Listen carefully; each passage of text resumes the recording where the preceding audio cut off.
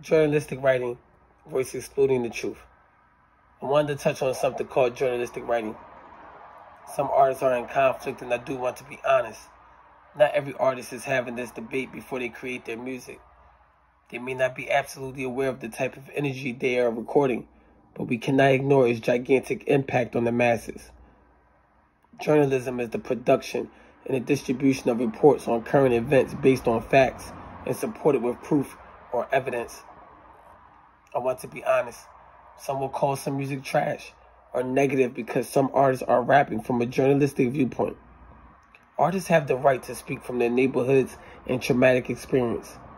However, it's the commercialization of the traumatic experiences that are sometimes harmful to listeners. The artist has a responsibility as a writer to have a well-balanced project. When a song comes from the creation from paper, it usually has to go through a process. But at the artist level, most artists create from a disposition of the actual event.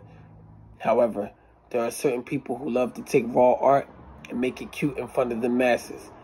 My issue with the artist is that an artist has to be aware of the marketing of a particular song and its tentacles that are susceptible to corruption of original intent.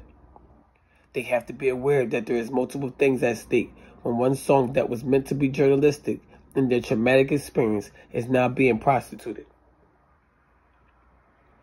The artist that is from the hood caucus has to understand that the destruction of the community comes from a massive influence of music. This is not to say that because artist A makes a rap song that is talking about selling drugs and killing other black men, that will mean listener A will start selling drugs or killing people. However, to say that what we say out of our mouths or what we say to each other does not affect our communities is a fallacy. This type of nonsense has to be consistently debated and argued. I have to stand for my values and viewpoints for the progression of my people.